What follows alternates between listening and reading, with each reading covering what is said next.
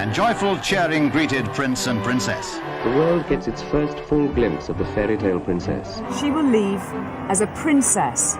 We love royal weddings because their fairy tales come to life.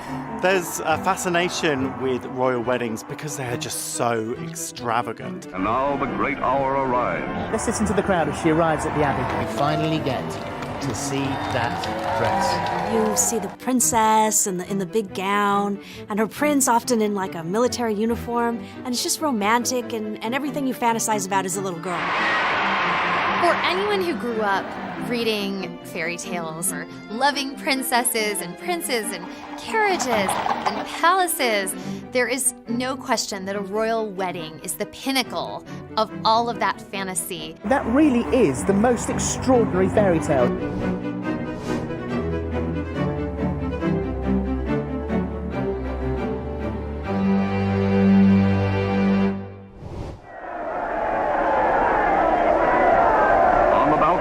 Kings and queens have appeared unnumbered times on great occasions. The young couple happily share the supreme day of their lives with their countrymen. Princess Elizabeth and Philip, Duke of Edinburgh, were married in 1947, just 2 years after the end of World War II.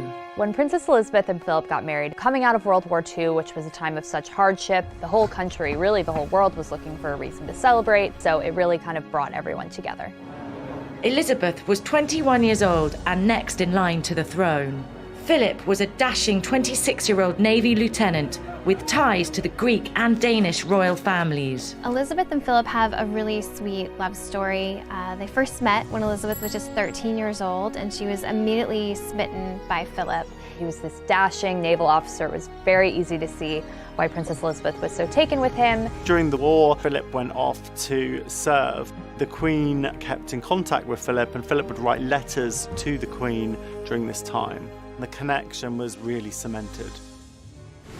Then after the war, Philip came back and they started spending time together at Buckingham Palace, and soon after, Philip proposed. And the Queen, in quite unusual manner of the time, said yes, without checking with her father, without checking with royal officials. And this kind of really typifies the strength of character that the Queen has.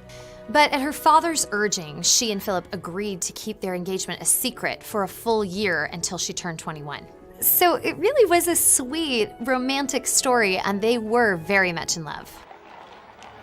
On November 20th, 1947, a year and a half after the couple's secret engagement, Elizabeth and Philip were wed at historic Westminster Abbey. And now the great hour arrives, and as the state coach with Elizabeth and the King is escorted to Westminster Abbey by the household of cavalry guards, a sovereign's escort. Everyone was really excited for this wedding, and the footage is really incredible. To see 500,000 people lining the streets of London to watch Princess Elizabeth and her father, King George VI, ride in a royal carriage from Buckingham Palace to Westminster Abbey. The coach draws up at the west door, and His Majesty pauses to help the princess alight. There's a moment's delay, due, I imagine, to the 15-foot train of the princess's most beautiful wedding gown. Then, with her father, the royal bride enters for her marriage to the man of her choice. Of course, this was a huge event, and there were 2,500 invited guests inside Westminster Abbey. And of those guests, 28 were members of European royalty, including 6 kings and 7 queens. So this was a really impressive turnout for such a historic occasion.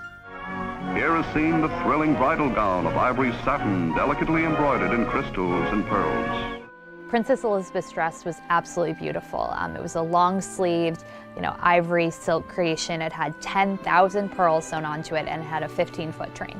It was actually inspired by a Botticelli painting called Primavera. And the central figure in the painting wears this beautiful white draped ivory gown, and it also had these roses affixed to it, and it really did look like the gown from the paintings. It is a radiant bride-to-be, the loveliest the old abbey has ever looked upon. Elizabeth and Philip take their places on history's pages. To the stirring strains of Mendelssohn, they march as man and wife toward the west door amidst nearly 3,000 invited spectators. At this time, this was really the most access the British public had ever had to a royal wedding, because it was the first to be broadcast over radio, and it really brought the British public into Westminster Abbey, even if they couldn't be there in person or even on the streets of London. From the solemnity of the Abbey, the great pageant starts toward Buckingham Palace, the young couple now occupying the state coach.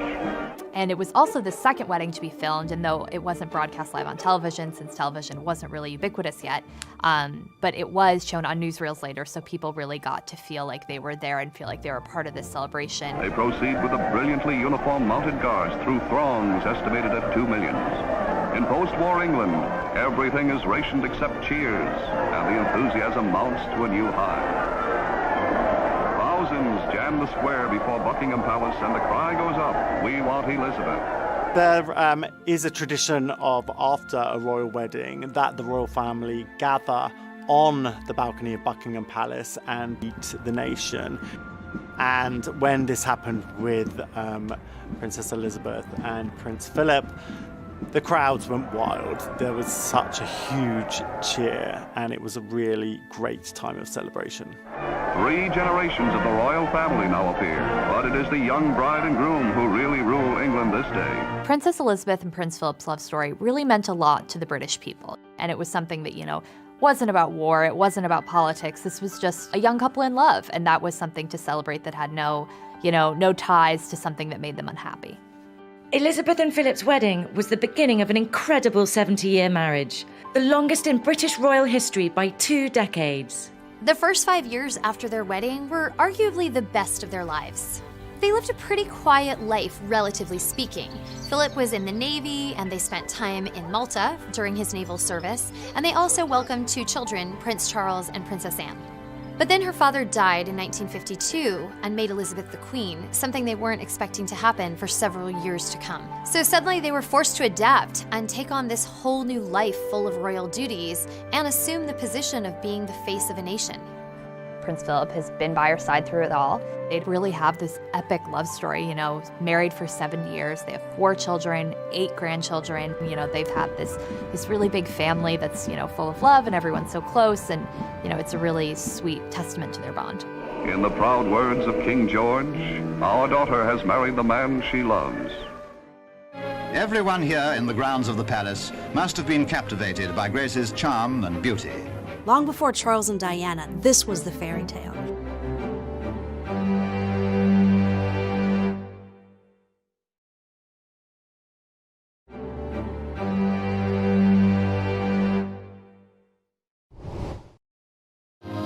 Tiny Monaco took on Hollywood overtones when film queen Grace Kelly was tumultuously greeted as she arrived for her marriage to Prince Rainier.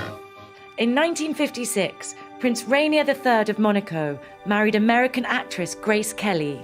The extraordinary 2-day event was immediately dubbed the wedding of the century.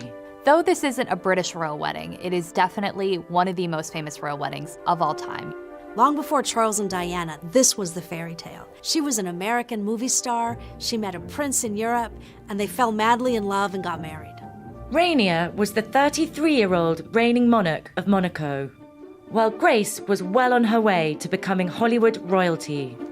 The glamorous and talented 26-year-old had already earned 2 Oscar nominations, including a Best Actress win for The Country Girl. I don't know where to begin to apologize, Mrs. Elgin. You can begin by not calling me Mrs. Elgin. But she will always be best remembered for her 3 films with director Alfred Hitchcock: Dial M for Murder, Rear Window, and To Catch a Thief. You're here in Europe to buy a husband. The man I want doesn't have a price. To Catch a Thief is such an iconic film. Grace Kelly is beautiful and glamorous, co-starring opposite Cary Grant. And it was shot on location in Cannes, France, which coincidentally is where Grace would later meet Prince Rainier. Grace Kelly and Prince Rainier first met, fittingly, when she was in Cannes in France for the Cannes Film Festival. And they ended up being set up by Olivia de Havilland, another, iconic actress, and her husband, who was a French newspaper editor who knew Rainier. So they sort of coordinated this meeting between Rainier and Grace Kelly. They hit it off immediately. They kept in correspondence when she came back to the United States. He came to America to meet her and her family. Grace Kelly's from right outside Philadelphia. She had Prince Rainier over for dinner. Even though he had this royal title and this very fancy background, he would help out with the dishes at her childhood home, and it really endeared him to her family, and soon after they were engaged. Grace Kelly and Prince Rainier's romance really was a whirlwind. They met in April of 1955, became engaged in January of 1956, and the wedding was set for that April. So from meeting to marriage, it was really only around 12 months. A few hours earlier, Grace Kelly of Philadelphia and Hollywood stepped aboard the Deo Gigante from the liner Constitution, which carried her across the Atlantic. To get to Monaco for her wedding, Grace Kelly, she didn't fly. She took a yacht with a huge entourage of about 700 people. And when she did arrive, she had 80 suitcases with her and her poodle, Oliver. And Prince Rainier was there waiting for her. And so were 1,800 photographers and reporters. And it was really kind of this just epic, almost over-the-top arrival, but really spoke to the significance of the transition she was making from Hollywood film star to real-life princess. This was the glittering scene at Monte Carlo on the night before the civil wedding took place. The party really started at the palace the night before the wedding. Grace Kelly and Prince Rainier watched from the balcony as down below there were performances by French folk dancers and the London Festival Ballet, and of course there were fireworks. The entire city really rallied around this couple and took part in the celebrations. Local law called for two separate events. The first, on April 18, was a civil ceremony held in the palace throne room, which was followed by a garden party with 3,000 invited guests. Everyone here in the grounds of the palace must have been captivated by Grace's charm and beauty. The religious wedding took place the next day at St. Nicholas Cathedral. The ceremony was broadcast live on television and 30 million viewers tuned in. Solemnly, on her father's arm, she enters the cathedral. All eyes are on her, an entrancing picture in her magnificent gown, as she takes her place before the high altar. Grace Kelly's wedding dress, still today, is without a doubt one of the most iconic royal wedding dresses of all time. It was this beautiful lace, high-necked, long-sleeve gown with a big skirt. The wedding dress was actually a gift from MGM Studios, where Grace Kelly had made some of her movies. It was made by one of the costume designers at the studio, Helen Rose. Today, it would be considered to be worth about $70,000. This wedding will go down in history as one of the most elegant, solely because of Grace Kelly's dress. This dress was so stylish and so beautiful. The wedding, at which the Bishop of Monaco officiated, is marked by the dignified solemnity befitting such a ceremony. Now, by civil authority and by the church, Prince Rainier and his film star bride have been pronounced man and wife. The wedding procession moves slowly from the cathedral. This, of course, was the moment for which the Monegasques outside had been waiting, and joyful cheering greeted Prince and Princess. After they left the church, there were thousands of people waiting outside and lining the streets just hoping to catch a glimpse of the new prince and princess. I think that people really responded to them as a couple because they seemed so much in love. From the first time they met till after their children were young adults, they really seemed like the kind of fairy tale that you wanted them to be. Our story ends with the scene at the harbor, as the princess, carrying her poodle Oliver, arrives with her husband to board their yacht, in which they were leaving for their honeymoon. And it goes without saying that as the royal couple left, all good wishes went with them for long life and happiness. After Grace Kelly's marriage to Prince Rainier, where she became Princess Grace, she did give up her film career. She was only 26 years old at the time, and even though she had won an Oscar, it still was pretty early on. So it really was a big loss for Hollywood. Instead, she focused on being a wife and soon a mother and, her duties as the Princess Consort of Monaco. Though she had to give up her acting career, being a princess in a beautiful country on the Mediterranean isn't such a bad trade. The loyal subjects shouted gleefully, "Long live the prince and his beautiful princess."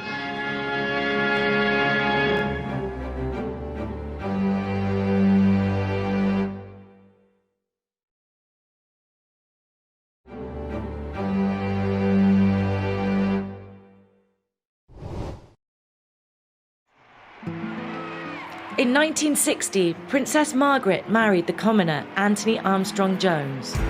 The historic event was the first royal wedding ever to be broadcast live on television. I, Margaret Rose, take thee, Anthony Charles Robert, to my wedded husband. Anthony was a 30-year-old society photographer with no royal blood. Margaret was the 29-year-old younger sister of Queen Elizabeth.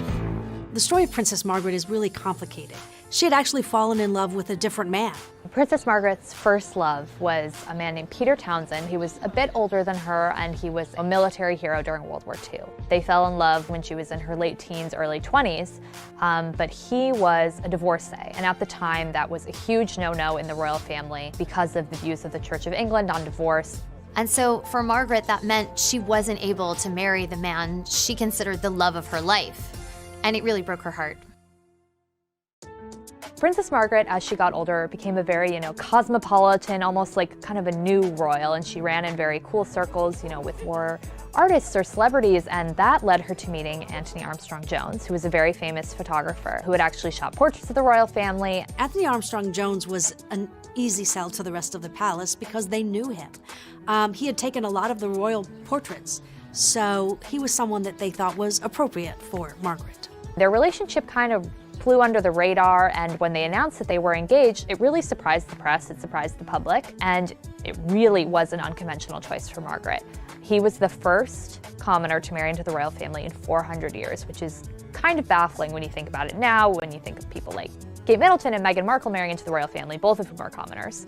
For Margaret, after being denied the chance to marry her first love, this really looked like a second chance at love. Through cheering crowds of hundreds of thousands, Princess Margaret rides to Westminster Abbey on her wedding day. On May 6, 1960, Princess Margaret and Anthony Armstrong-Jones married in Westminster Abbey, the grandest setting you can imagine. The Queen and members of the royal family have taken their places, and Commonwealth Prime Ministers.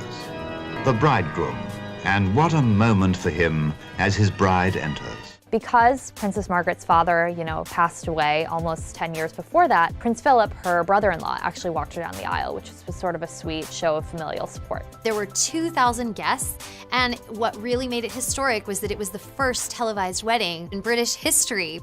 The service is begun by the Dean of Westminster.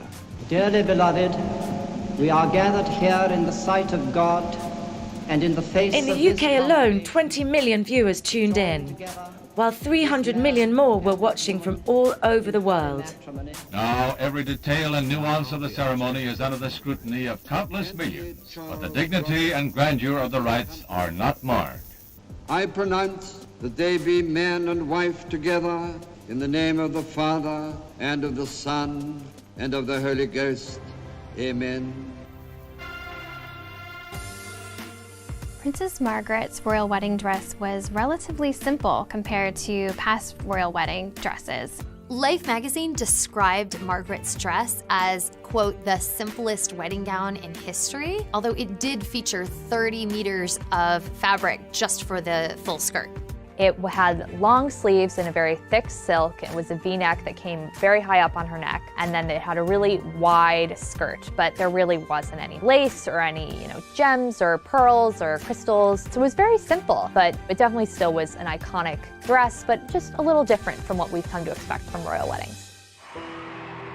The traditional appearance on the palace balcony is what the people want to see, raising a great cheer again for the princess and her husband. Although Margaret's wedding was a gorgeous spectacle and gave hope that she was going to have the fairy tale ending that she always dreamed of, the truth is, it wasn't a happily ever after. Still wearing some of the parting rose petals, they went out by barge to Britannia, the start of a wonderful honeymoon cruise to the Caribbean.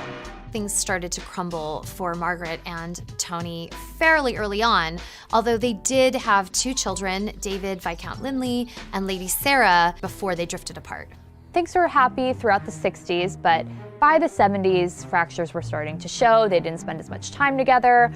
There was infidelity rumored on both sides. We would later learn that for Tony, the infidelity went back, all the way to when they first got married, which was very controversial when it came out, but it didn't come out for years to come. Eventually, they announced their divorce in 1978, and it was the first divorce by a senior member of the royal family since Henry VIII. The irony is that with her first love, Peter Townsend, everyone in the royal family and the public had been so concerned Margaret was going to marry someone who had been divorced. And then Margaret herself ended up becoming the first senior member of the royal family to divorce in 400 years. Later in life, Princess Margaret was actually famous for, rumored love affairs, and she was kind of known as like this very cosmopolitan but sort of scandalous figure. Margaret never remarried. She wound up having a series of health problems that ultimately led to her death in 2002. In 2004, a woman named Polly Fry came forward and she claimed that she was the daughter of Tony, Lord Snowdon. And Polly took a paternity test and it turned out that Tony was her father. Granted, this all came out in 2004 and Margaret had passed away in 2002, so it remains to be seen whether she ever knew about this, in her private life. Waving goodbye to London, while we wish them every happiness, every blessing, and a long life together. And so Lady Diana, in that truly stunning dress, is well and truly launched on her way to the cathedral. Diana's dress probably went down as one of the most famous dresses in history. With that dress shimmering like a mirage as it rippled down the red carpet behind her.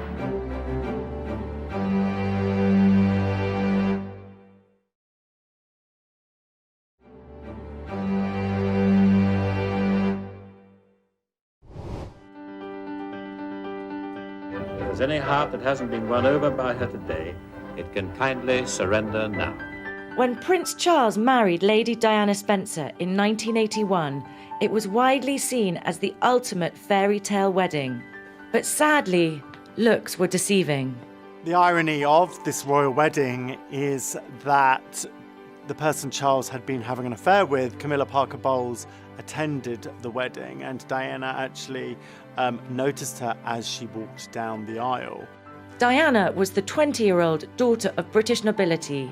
Charles was the 32-year-old heir apparent to the throne. It's funny to think about now, but Prince Charles really was the world's most eligible bachelor back then. Diana was born Lady Diana Spencer, so she was an aristocrat. She was young, she was a member of the Church of England and had a title. She was a virgin, which was a big thing that mattered when it came to marrying an heir to the throne back then. So, it was just sort of like, she's perfect. Charles was facing a lot of pressure to find someone, so they kind of were engaged very quickly, and it seemed like this whirlwind romance. I think we all wanted it to be this romantic fairy tale, but when you look back, there were certainly clues that it wasn't going to end well. There was a large age difference between Princess Diana and Prince Charles, and really, they just had totally different interests. Another huge obstacle was Camilla Parker Bowles. Camilla had been Charles's first really serious love, and they had ended things, and she had gone on to get married to someone else. Well, by the time Charles met Diana, he and Camilla had reconnected, and Charles found it very difficult to turn off his feelings for her. Charles and Diana gave a very memorable pre-wedding interview where the interviewer asked them if they were in love. I'm amazed that she's been brave enough to take me on. And I suppose in love. Of course.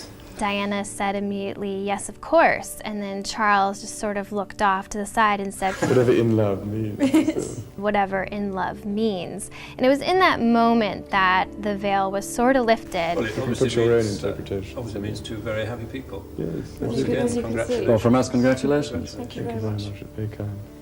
So the cracks were starting to show even as they were engaged, but the world kind of didn't really notice and was very taken by what they saw was a fairy tale romance. As if by royal appointment, the weather on the great day is perfect, giving London a touch of summer magic. The wedding day, July 29, 1981, was declared a national holiday so everyone in the UK could join the celebration. The ceremony was broadcast live in 74 countries, and a staggering 750 million viewers tuned in. Everyone who was around then will tell their stories of waking up early, wherever they were, whatever time zone, watching in their pajamas. It became a massive sensation, even for people who didn't normally follow the royals. And then the bridegroom, the Prince of Wales, arrived. As Prince Charles was the heir to the throne, his wedding was a full-on state occasion. It wasn't held at Westminster Abbey because there were too many guests. So they had it at another very famous London church, St. Paul's Cathedral. It was attended by 3,500 guests, which included dignitaries and world leaders, including Prime Minister Margaret Thatcher and U.S. First Lady Nancy Reagan. Charles and Princess Diana apart is Diana's worldwide appeal and charisma. She had already really become a superstar by the time she married Charles. And so Lady Diana, in that truly stunning dress, is well and truly launched on her way to the cathedral. The speculation about what Princess Diana would wear on her wedding day was huge. Everybody wanted to know. It was actually so much so that the designers actually had a second dress prepared just in case the first one leaked. But it didn't. It's a little bit funny because you can see that she's sort of drowning in all these yards of taffeta. One of the most famous dresses in history. The world gets its first full glimpse of the fairy tale princess, demure behind her veil. It was just so voluminous and so 80s and so princessy. And the wedding dress that has been a carefully guarded secret. Resplendent ivory silk taffeta, trimmed with antique lace and a long, long train, all 25 feet hand-embroidered. It was just yards and yards of ivory taffeta. And in fact, designer Elizabeth Emanuel, who co-designed the dress alongside her then husband David, later said that her vision for the dress was that Diana was a butterfly coming out of the chrysalis. As bewitching and romantic a bride as ever touched the heart of the world.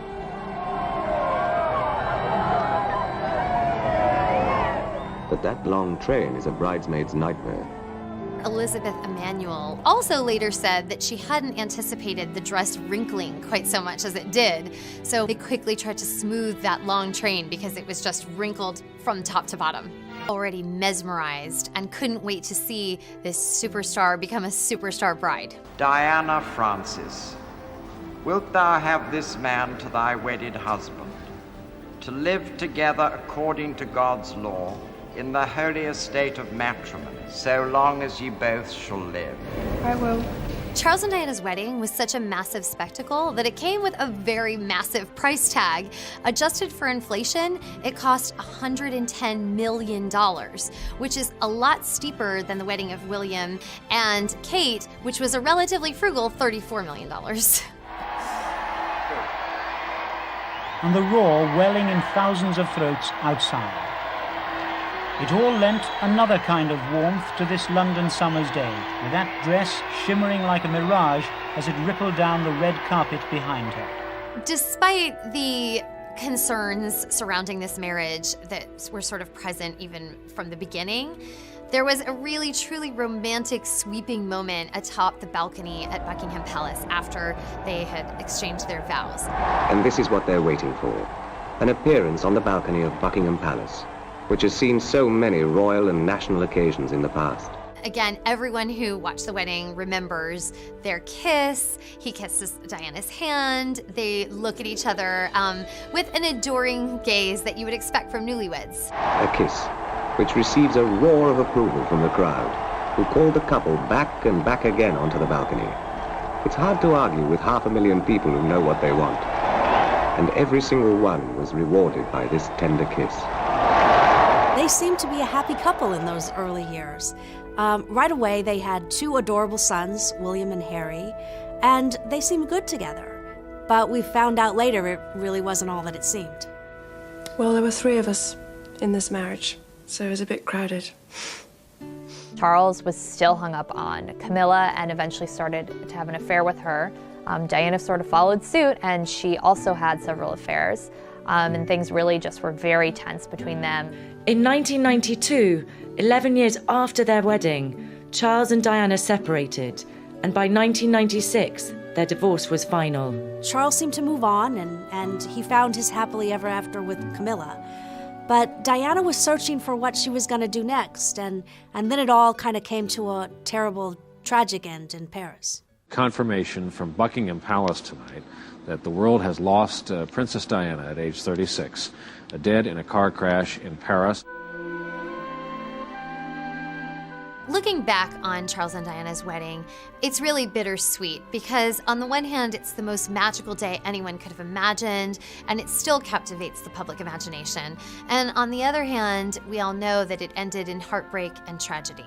But one of the biggest gifts from Charles and Diana's wedding was this next generation of royals who really energized royal fans around the world to follow their lives, their loves, the charities that they've supported through the years. And we see that in all of the admiration and affection for Prince William, for Prince Harry, for William and Kate's children, and it keeps going. A new princess for Wales, and the shyness seemed gone, replaced by a genuine wonderment that so many people should want to share her joy.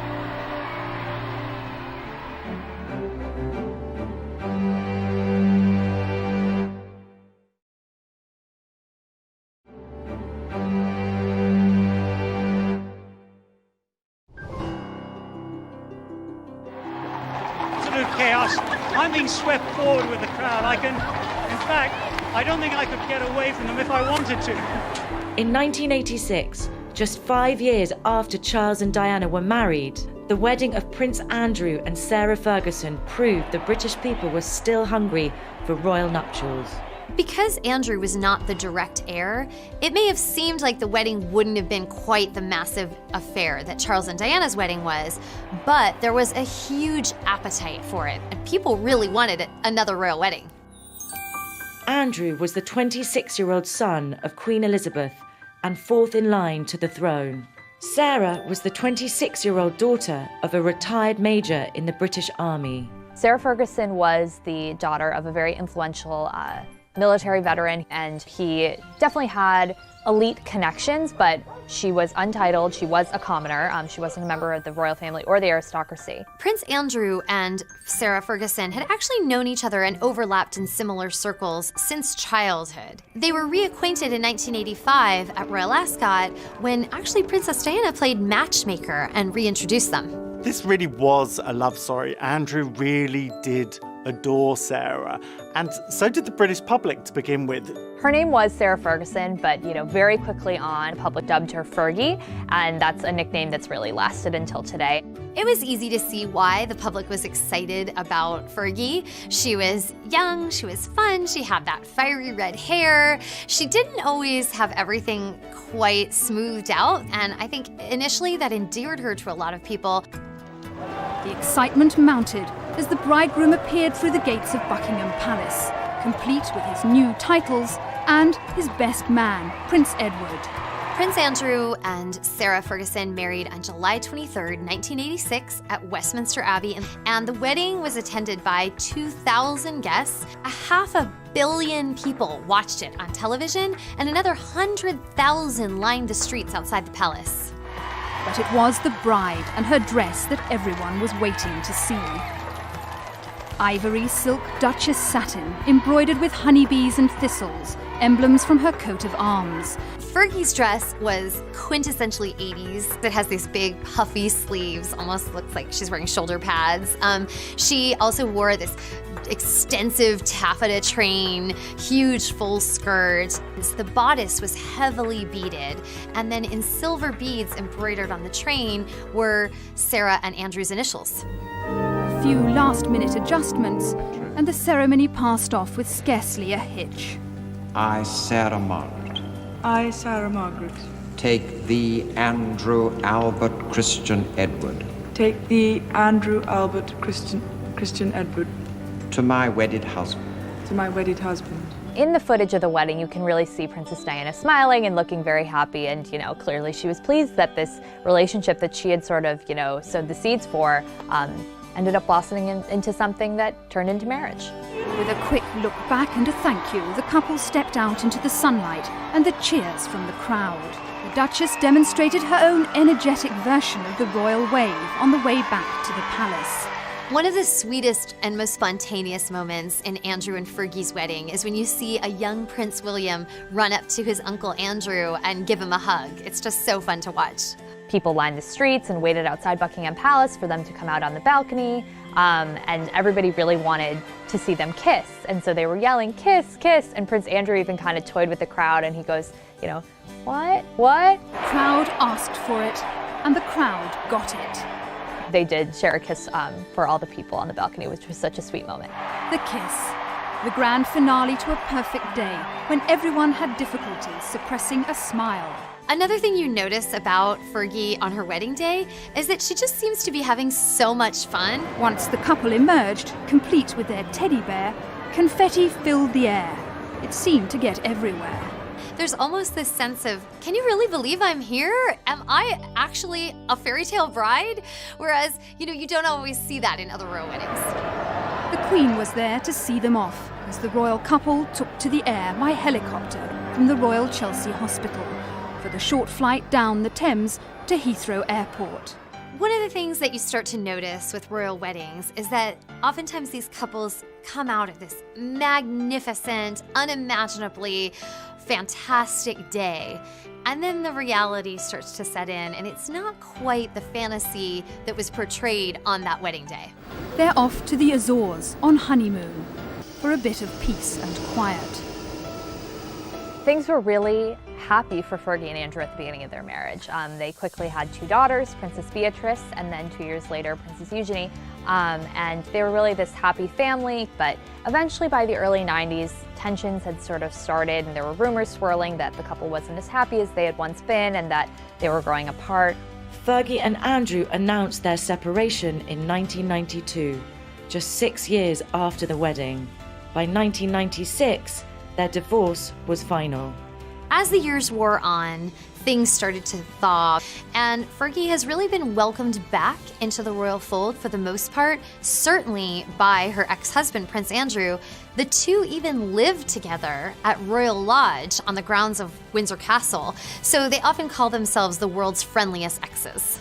Fergie and Andrew didn't have the happily ever after that everybody fantasized about, but they do have a fantastic relationship. They co-parented their children very well and have a great relationship and communicate about all the issues that arise. Everyone agreed it had been a right royal occasion. It is the sight, after all these months of build-up and speculation, that many have been longing for. Kate looked absolutely stunning on the day. Her dress was universally adored.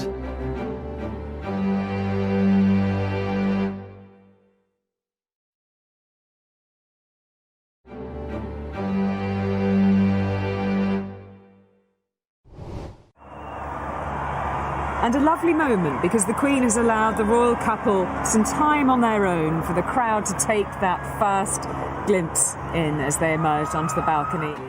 When Prince William, Duke of Cambridge, and the commoner Catherine Middleton were married in 2011, it was the most celebrated royal wedding in 30 years. Kate and William's wedding was the first royal wedding since Charles and Diana's in 1981, where we were seeing the direct heir to the throne get married. So it truly was a historic day. Kate was the 29-year-old daughter of successful entrepreneurs. William was the 28-year-old grandson of the Queen and second in line to the throne. People have such a special place in their heart for him because he had such a tragic event happen with losing his mother when he was a teenager. And everybody, I feel like, just wants him to be happy, and it didn't take him long for him to fall in love and find his life partner. When he went to college at the University of St. Andrews in St. Andrews, Scotland, he met Kate Middleton in his freshman year dorms. They became friends. Eventually, with friends, they moved in together into an apartment, and it was there that sort of romance started to blossom. Often she's referred to as a commoner, and it's true. She's not from an aristocratic family, but she didn't grow up in a traditional sort of middle-class family either. Her parents really did have a lucrative business. They started a company called Party Pieces, which was a mail order and now online party supply company, and they really built this empire from the ground up. They were very wealthy. This isn't a case of somebody who was having a rags to riches transformation. Kate had a very comfortable upbringing. William and Kate were engaged in October 2010 in a place that is really special to William, and that's Kenya. And William proposed there. They kept it a secret for a little while, then returned home and announced it the following month. And Kate showed off her new sapphire and diamond engagement ring, which was not new. It had belonged to Diana, William's mother. It was hugely meaningful for William to have a piece of his mother who obviously never got to meet Kate and to attend his wedding and be a part of that experience with him. But, he said it was his way of kind of keeping her close and keeping her in mind throughout this whole process. William and Kate were married on April 29, 2011. The historic event was broadcast live in 180 countries, and an estimated 2 billion people tuned in. So if you imagined a fairy tale princess and her dress, is that the picture you had in your mind? I think perhaps it might have been. Kate's dress was absolutely beautiful, and there was tons of speculation about which designer she'd choose, what it would look like, what fabrics, what kind of inspiration she'd take, and it pretty much was everything we could have hoped for and more. It is the sight, after all these months of build-up and speculation, that many have been longing for, and she is taking a moment to give the crowd a wave. It was a gorgeous gown. It was designed by Sarah Burton for Alexander McQueen. It had a lace long sleeve, so a little more modest. It had a beautiful big skirt, a long train with lots of detail sewn onto it, and then there was a V-neck on the dress. Kate looked absolutely stunning on the day. Her dress was universally adored. You always need something borrowed on your wedding day, and Kate had a great one. The Queen actually lent Kate her tiara, and it had 1,000 diamonds on it. The Queen herself told William, "This day is about you and Catherine. Make the guest list how you want to make it." So I thought that was a really sweet thing. You can see the Queen's evolution from kind of reluctant, standoffish mom to really warm, supportive granny. So William did just that on his wedding day. They had 1,900 guests, not exactly a small affair, but it was pared down significantly thanks to Queen Elizabeth's advice. Of course, it wouldn't be a royal wedding without Sir Elton John, who was in the audience. Victoria and David Beckham were there. It really was a party atmosphere. Of course, one of the big standouts of the day were Princess Beatrice and Princess Eugenie, William's first cousins, who wore those elaborate, memorable fascinators atop their heads. And they really became a meme before anyone even knew what a meme was. But it was Kate's maid of honor, Pippa Middleton, who really kind of stole the show. Pippa Middleton in a beautifully sleek, elegant dress. Nobody knew who Pippa was before this, but she wore this really beautiful white dress, and it really hugged her backside. Cameras got hold of the backside of a stunning maid of honor carrying a future queen's train. The question on just about everyone's mind at that moment, who's that girl? She really had this world stage to showcase her incredible body, and she embraced it. And in fact, I think she was the sexiest bridesmaid ever. And stepping into the spring sunshine, the new royal couple, the Duke and Duchess of Cambridge. It was really sweet to see Prince William, this person who everyone wanted to be happy after, the death of his mother, seem so happy and seem so in love, and, something that was clearly a love match and a really strong partnership. They looked really quite relaxed and very happy, waving to the crowd. At this point, they had been together for almost 8 years, and, you don't get to 8 years of dating without being really in love and really knowing the other person, and everyone was really excited to see that. We can see some movement there behind those curtains, and here we go. Oh wow, she says. Oh wow. There was a lot of love for them as a couple. Kate felt like just the right match. She's never set a foot wrong. She felt very steady. She felt very committed to him, and it was something that gave Royals fans a lot of hope that this marriage was totally the real deal.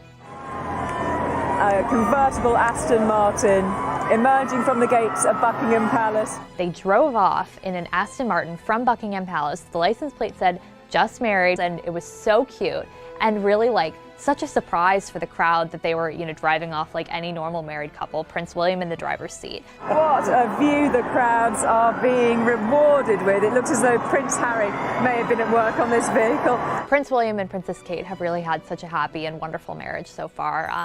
They had a few years to themselves before they started their family, but they welcomed Prince George, their first child, in July 2013.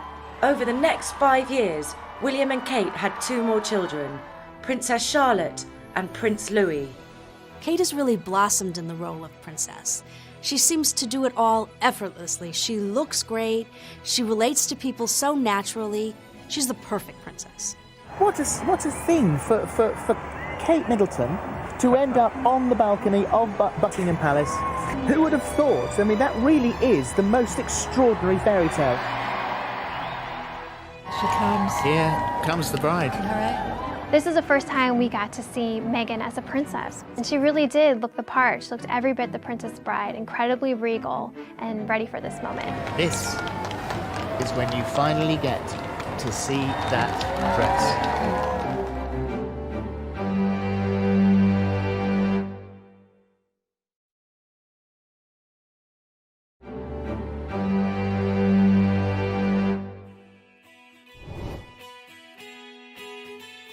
Royal couple. Incredible body, and she embraced it. And in fact, I think she was the sexiest bridesmaid ever. And stepping into the spring sunshine, the new royal couple, the Duke and Duchess of Cambridge. It was really sweet to see Prince William, this person who everyone wanted to be happy after, the death of his mother, seemed so happy and seemed so in love, and something that was clearly a love match and a really strong partnership. They looked really quite relaxed and very happy, waving to the crowd. At this point, they had been together for almost 8 years, and you don't get to 8 years of dating without being really in love and really knowing the other person. And everyone was really excited to see that. You can see some movement there behind those curtains, and here we go. Oh wow, she says. Oh wow. There was a lot of love for them as a couple. Kate felt like just the right match. She's never set a foot wrong. She felt very steady. She felt very committed to him. And it was something that gave Royals fans a lot of hope that this marriage was totally the real deal. A convertible Aston Martin emerging from the gates of Buckingham Palace. They drove off in an Aston Martin from Buckingham Palace. The license plate said, "Just married," and it was so cute and really such a surprise for the crowd that they were, driving off like any normal married couple. Prince William in the driver's seat. What a view the crowds are being rewarded with. It looks as though Prince Harry may have been at work on this vehicle. Prince William and Princess Kate have really had such a happy and wonderful marriage so far. They had a few years to themselves before they started their family, but they welcomed Prince George, their first child, in July 2013. Over the next 5 years, William and Kate had 2 more children, Princess Charlotte and Prince Louis. Kate has really blossomed in the role of princess. She seems to do it all effortlessly. She looks great. She relates to people so naturally. She's the perfect princess. What a thing for Kate Middleton to end up on the balcony of Buckingham Palace. Who would have thought? I mean, that really is the most extraordinary fairy tale. She comes. Here comes the bride. This is the first time we got to see Meghan as a princess. And she really did look the part. She looked every bit the Princess Bride, incredibly regal and ready for this moment. This is when you finally get to see that dress.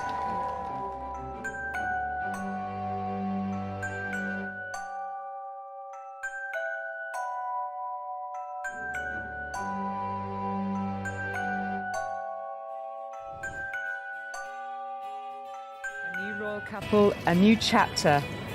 And after the intimacy of the marriage vows, a place on the world stage. Prince Harry, the Duke of Sussex, and the American actress Rachel Meghan Markle were married in 2018. 7 years had passed since the wedding of William and Kate, and nearly 2 billion tuned in to see Princess Diana's second son marry the woman he loved. Meghan and Harry's wedding was like nothing we have ever seen before, and that has a lot to do with Meghan herself. This is the first time we are seeing a biracial royal bride, an American royal bride, a woman who has been divorced. So this was something new we were seeing, and it really blew all the other royal weddings out of the water in terms of news value. Meghan was the 36-year-old star of the hit legal drama Suits.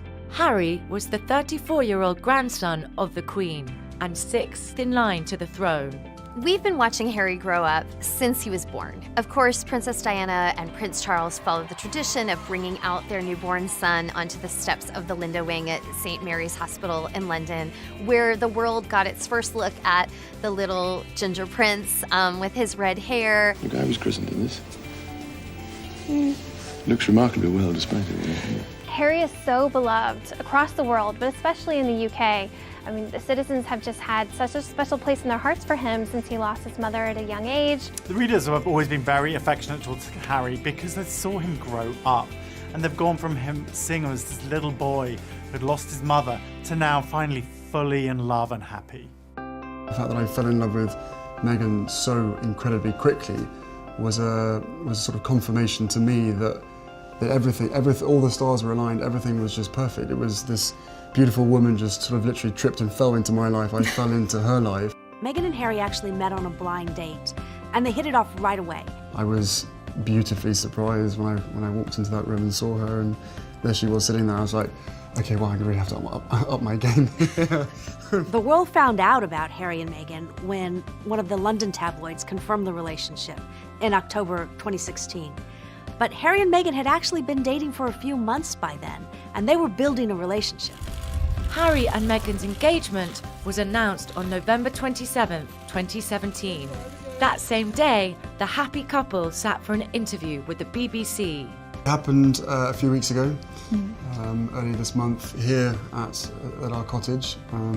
Just a standard, typical night for us. It's a cozy night. It was what we're doing, just roasting chicken and trying to roast a chicken. Trying to roast a chicken, and it was just an amazing surprise. It was so sweet and natural and very romantic. He got on one knee. Of course. Was it an instant yes from you? Yes, as a matter of fact, I could barely let you finish proposing. I said, can I say yes now? She didn't even let me finish. Welcome to the royal town of Windsor, where the stage is set for the wedding of the year. On May 19th, 2018, Harry and Meghan were married inside St George's Chapel at Windsor Castle, roughly 20 miles west of London. 600 lucky guests were in attendance, while nearly 30 million were watching it in the US alone. The interest surrounding Meghan and Harry's wedding was massive. In fact, in the US, 6 million more people tuned in to Meghan and Harry's wedding than they did to William and Kate's. And I think one of the key reasons for that is that we had an American royal bride. Harry and Meghan's wedding was like a red carpet. There were so many celebrities there, and not just small celebrities. We're talking big celebrities. We're talking George Clooney and Amal. We're talking Priyanka Chopra. We're talking Oprah. It was star-studded. I'm sure everyone who walks through these palace gates must feel like the luckiest person on earth to get to have this opportunity. As we were watching the guests start to walk up toward Windsor Castle and towards St. George's Chapel, I think that one of the things we were most excited to see was the brothers. Royal watchers were very excited when Prince Harry walked down the aisle with his brother, Prince William, on the day of the wedding. The chemistry between them, the camaraderie was just very sweet. And obviously we'd seen this happen in reverse when Harry was the best man for William. We're looking now at the car that has the woman of the moment, Ms. Meghan Markle. What a moment of history for her.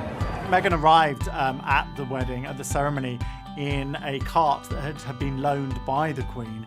And this was everything Americans had fantasized about. This was Disney come to life. When the car pulled up, she steps outside and you get that first glimpse of that gorgeous gown. Here comes the bride. All right. This is the first time we got to see Meghan as a princess. And she really did look the part. She looked every bit the Princess Bride, incredibly regal and ready for this moment. This is when you finally get to see that dress. All eyes were on her dress, and it was very chic. It was surprising. People were expecting a big princess moment, a huge glamorous gown, but it was a little bit more understated. The dress itself, at first, there was some sort of like, oh, so she went simple. It was simple. And I think what we've seen in the years since the wedding has been an appreciation for the fact that she chose something more modern from, of course, a female designer, Claire Waite Keller at Givenchy. And it featured a really classic line, silk and silk organza underskirt. There was a stunning veil that featured embroidered flowers from across the Commonwealth. She had a really long, elegant train. This dress was really understated in many ways. No embroidery whatsoever, beading glitz, sparkle, none of that. She had sparkle in her jewels and her tiara, of course. She really let the veil take the spotlight for certainly, that dramatic walk up the steps and then back down the aisle as well. The veil itself was so sweeping that it really I think was the eye-popping part of that look. For me, I thought it was the perfect choice. I thought this was the ultimate dress to introduce her to the British citizens who already really value understatement. And so I thought it was respectful, I thought it was beautiful, and just the perfect dress for her to marry Harry in. A particularly touching moment was when Prince Charles walked Meghan down the aisle. I don't think Prince Charles probably imagined that he would ever be walking someone down the aisle, as he's a father of sons, but it was particularly emotive that she asked him if he would stand in her father's place and walk him down the aisle. One of the highlights of the wedding, and certainly one of the most spontaneous moments, was when Prince Harry got his first up-close look at Meghan, and we could all see him mouthing the words, "Wow, you look amazing." And it was such a romantic, breathtaking moment. Certainly that's something that grooms throughout time and around the world have that kind of, there she is moment, and we all got to see that play out, and it was really beautiful to watch. Bishop Michael Curry brought some Chicago flavor to the royal wedding. The wedding was a beautiful combination of American culture and British culture. Imagine this tired old world when love is the way. There was the traditional chapel, but then you had an American preacher with the energy and excitement, and some people in the congregation did seem a little bit surprised it wasn't what they were used to. You just tell the love of Jesus, how he died to save us all. Oh, that's the balm in Gilead. The reaction to Bishop Michael Curry was all over the faces of everyone in the audience. You could definitely see a lot of inquisitive looks on the faces of a lot of the royal family members, just kind of not sure what they were watching. And what we saw was a lot of kind of surprise, a little dismay, a little maybe even discomfort among the royals. I don't know that that was necessarily because they didn't approve. I don't think it was that. I think it was that this was something they have never heard in an Anglican church like this before. And it just really caught them by surprise and was out of their usual comfort zone. We must discover love. The redemptive power of love. On so many levels, that really encapsulated why this wedding was so different from any royal wedding that had ever come before. And it was really such a refreshing and also truly reflective part of Meghan's heritage being brought to life very, very animatedly by Bishop Curry. Of course, at every wedding, everybody's waiting for the first kiss, and at a royal wedding, it's even more hyped. It did not disappoint, because although there wasn't a balcony, there was still that beautiful, dramatic moment when they come out as husband and wife. And there is the kiss that everyone was hoping for and waiting for. After they tied the knot, Meghan and Harry went on their epic carriage ride through the streets of Windsor. Salutes everywhere, and the royal family and everyone else waves on. And this was really a time for them to celebrate with the rest of the public. There were tons of signs and well-wishers, and you could just see Meghan and Harry laughing and smiling throughout this 20-minute carriage ride. After the ceremony, the couple attended a luncheon at Windsor Castle before heading off to a reception at nearby Frogmore House, hosted by Prince Charles. We saw Harry come out in this classic black tux, and then Meghan gave everyone the Hollywood moment they were waiting for when she stepped out in her Stella McCartney halter gown. And then the Hollywood moment just continued when they stepped into this beautiful Jaguar, and it was just this really cool moment seeing them drive off together as husband and wife on their way to celebrate. We've got some breaking news from Great Britain this morning. The worldwide wait is over. Prince Harry and Meghan Markle welcoming their firstborn child this morning, and it's a boy. In May 2019, nearly 1 year after their wedding, Harry and Meghan welcomed their first son, Archie Harrison Mountbatten Windsor. she's just been the dream, so it's been a special couple days. We can expect big things from this couple in the future. We know that they would like to build this family. They're starting, obviously, with their first baby, but I don't think that anyone imagines that they'll stop there. But further than that, we also know that Meghan has big plans of her own in terms of philanthropy, in terms of giving back to her new country. Meghan and Harry have totally embraced their roles as the Duke and Duchess of Sussex, and they've been welcomed into the royal family as a couple with open arms, and now they're just really hitting the ground running in terms of their royal duties. We're a fantastic team, we know we are, and we hope to, over time, try and have as much impact for all the things that we care about as much as possible.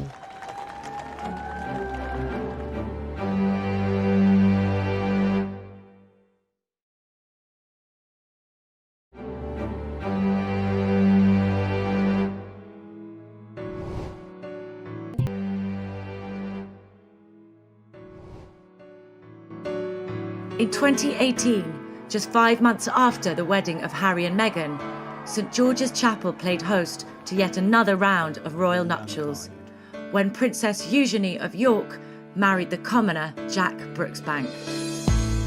This was a huge royal wedding because, let's face it, there aren't that many people who call the Queen Granny, and Princess Eugenie is one of them. It marked the first wedding for Fergie and Andrew's daughters, and so it's just a really great time for the country to come together and celebrate a wonderful occasion. Eugenie was the 28-year-old granddaughter of the Queen and 9th in line to the throne. Jack was a dashing 32-year-old businessman and socialite son of successful entrepreneurs. Americans may not know Eugenie intimately well, but British really do. The British have grown up with Eugenie and her sister Beatrice and have a lot of affection for them.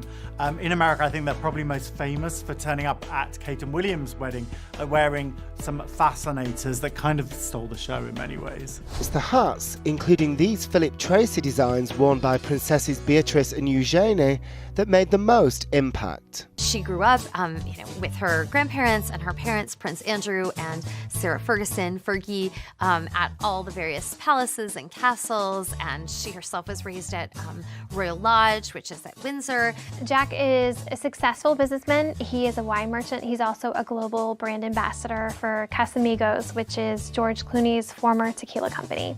Like Kate Middleton, Jack Brooksbank is also a commoner, if you want to use that term. I mean, he's not an aristocrat, he's not a royal. However, also like Kate, there were similar circles. They did kind of run in those fancy royal circles. And he met Princess Eugenie when they were on a ski trip. They have said in their engagement interview that, in fact, they really locked eyes on each other on that vacation and that it was love at first sight. We were skiing, weren't we? In a friend's place in Nendas, next to Verbier. We were skiing, which was amazing. Love at first sight. Was it? For the pair of you, was it? And they dated for 7 years before Jack proposed, and they went on to announce their engagement to the public. I think for a lot of royal fans, their first introduction to really seeing Jack and Eugenie's relationship was in their BBC engagement interview. Jack, did you get down on one? I did get down on one. You did? Yeah. What we saw in that interview was just a head over heels in love couple. We saw, Eugenie kind of hanging on Jack's every word, making googly eyes at him, he doing the same right back at her. They seemed genuinely in love. I love Eugenie so much, and we're just very, very happy and over the moon for what is to come, and just very, very excited to spend the lifetime together, which is amazing. On October 12th, 2018, Jack and Eugenie exchanged vows inside St George's Chapel at Windsor Castle. There were 850 guests in attendance, and another 3 million were watching on Facebook, Twitter, and Instagram. It was the first time in history that a royal wedding was streamed live across the royal family's official social media accounts. Eugenie and Jack's wedding marked the second really big royal wedding of 2018. Of course, just months prior in the same chapel, her cousin Harry wed Meghan. It's a beautiful space. It's actually where Prince Charles and Camilla got married, so it has a little bit of family history there. Hold on to your hats. Fascinators are flying in Windsor this morning as gusts of wind batter the celebrities as they arrive at the year's second royal wedding. There was a celebrity turnout for Eugenie's wedding that surprised a lot of people. There were some guests there we hadn't expected. Demi Moore was there. Cara Delevingne was there. She wore a menswear tuxedo, which she accessorized with a top hat and a toothpick.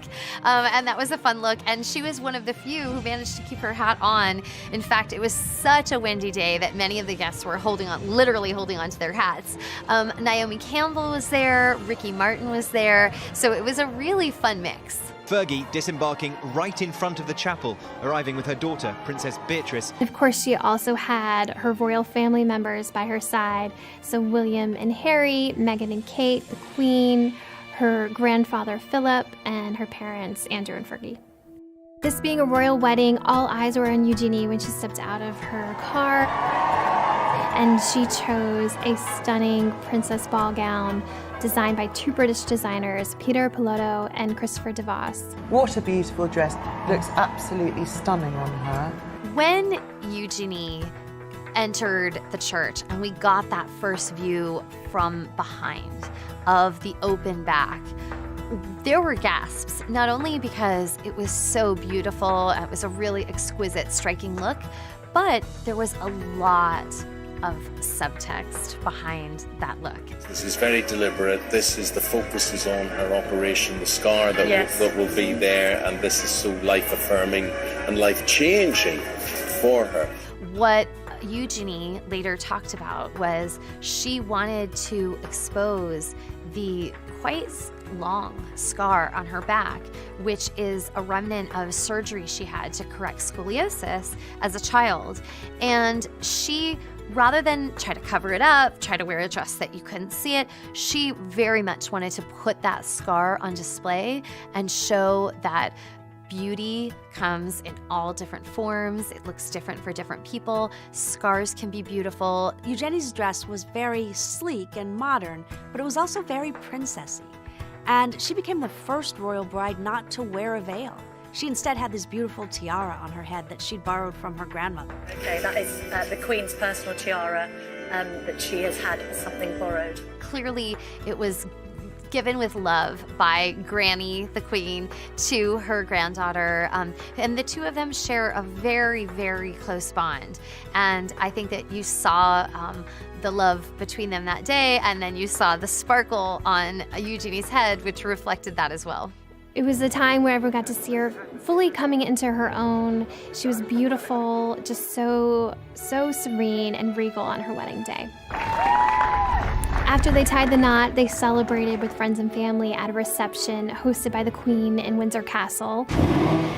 Eugenie and Jack drove to their reception in Aston Martin, one of the rare models that was actually used in the James Bond films. And then hours later, they went on to the Royal Lodge, which is Prince Andrew's royal residence, where they had a more intimate evening celebration. Since the wedding, the lives of Princess Eugenie and Jack have kind of gotten back to normal. I mean, he's a busy businessman, and she's an art director. We kind of expect that they'll have children pretty soon. They've been together a long time, and they both love kids and want to have a family. Any royal wedding is a time to celebrate, to see the royal family come together, to see the Queen out, and this did not disappoint. It was full of a lot of special moments, a lot of pomp and circumstance, and Eugenie looked stunning.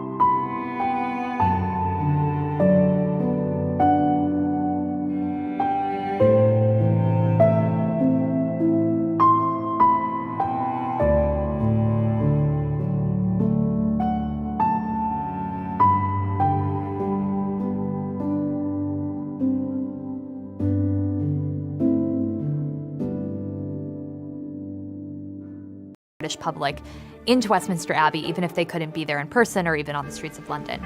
From the solemnity of the Abbey, the great pageant starts toward Buckingham Palace, the young couple now occupying the state coach.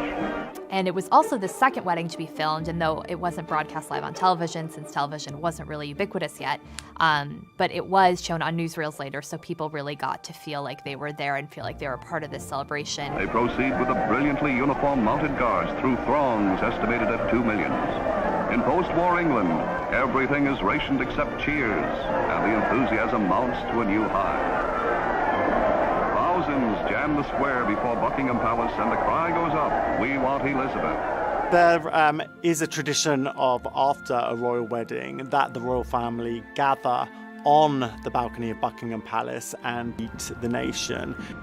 And when this happened with Princess Elizabeth and Prince Philip,